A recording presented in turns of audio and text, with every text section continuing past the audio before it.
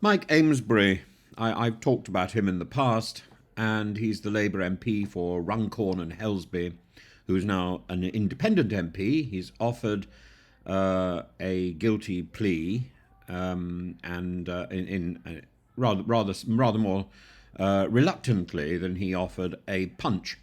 And he offered the electorate, of course, a grim lesson in the way that parliamentary entitlement, late night drinking, and public shame can all be intermeshed. The incident captured in the now viral CCTV footage shows Amesbury delivering what prosecutors have described as a series of punches to one of his constituents, a fellow called Paul Fellows, after a seemingly civil discussion turned physical at a Cheshire taxi rank, and the alleged provocation, a debate over a bridge closure.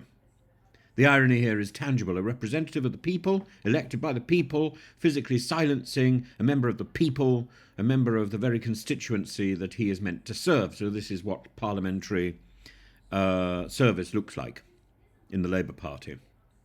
And the footage, reminiscent of a pub brawl more than a political discourse, shows Amesbury shouting, "You won't threaten you and the MP again, will you? If ever there was a case of literal overreach by an elected official, this is it." And Amesbury claims he felt threatened. But the court and public remained sceptical, particularly given that Fellows had turned away before the altercation escalated before he hit. And the punches, described as a momentary incident by Amesbury's lawyer, hardly appear so, as they continued even after Fellows fell to the ground. I counted 6. Despite the severity of the incident, Amesbury's position as an MP remains intact, and this highlights a peculiar indulgence afforded by the parliamentary system, where even the most egregious behaviour results rarely in automatic resignation. Instead, the public must rely on the cumbersome process of sentencing or a recall petition, and even if somebody has taken possession of a flat that may not be entirely appropriate, it still requires a week of dithering around before a recognition that the person isn't really at fault. And indeed, her co-workers are more than happy to work with her, the newspapers tell us over lunchtime. If Amesbury escapes with a high-level community order, he may dodge both a recall and a by-election, leaving his constituents with representation that they may now find questionable. I certainly would. Amesbury's defence leans heavily on the stresses of public office, referencing previous death threats and the heightened security risks faced by MPs. And while these concerns are undeniably valid, they fail to justify an assault, particularly one involving multiple punches against an unarmed constituent. Keir Starmer and the Labour Party acted swiftly to suspend Amesbury, emphasising that zero tolerance was their approach, but zero tolerance would surely mean throwing him out of Parliament. It just seems extraordinary that this person can still be representing his constituents, having pleaded guilty to the offence. Should sentencing lead to a by-election, should he be put in prison, in other words, then Starmer will face a potential political test, with Reform UK already circling the waters, and a loss in Runcorn and Helsby following the party's landslide victory in 2024 will be a symbolic blow to Labour's momentum.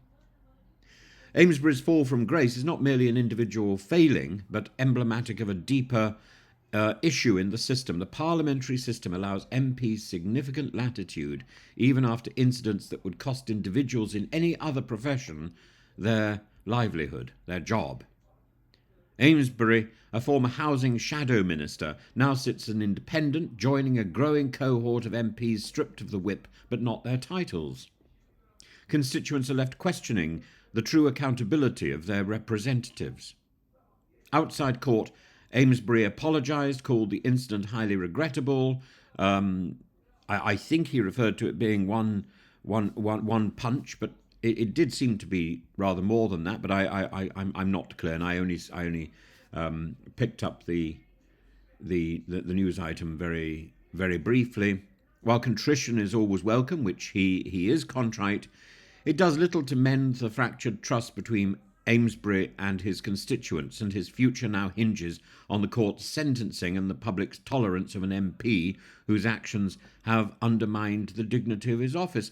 But the whole point about an MP is that they are addressed as honourable. How can you call somebody honourable when they take a punch at the people who they represent?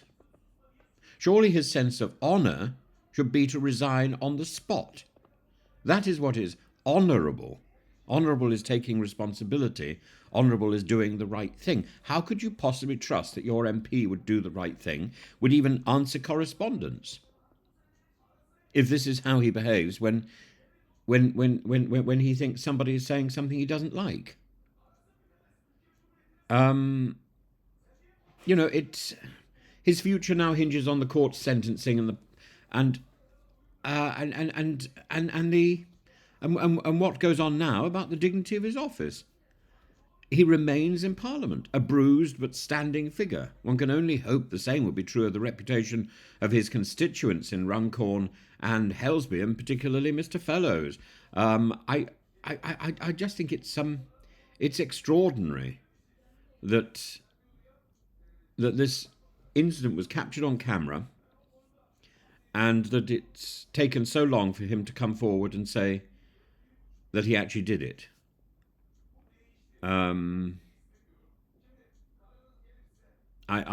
fully understand the legal process that needs to play out here, but there is also a process about integrity and about this idea of honour, and there seems to be none of that there. So this isn't to prejudge the sentencing or to anticipate the sentencing. The man has pleaded guilty, and so I suppose one can say decisively that he did it. But it just seems a limp display of what passes for parliamentary privilege and parliamentary responsibility.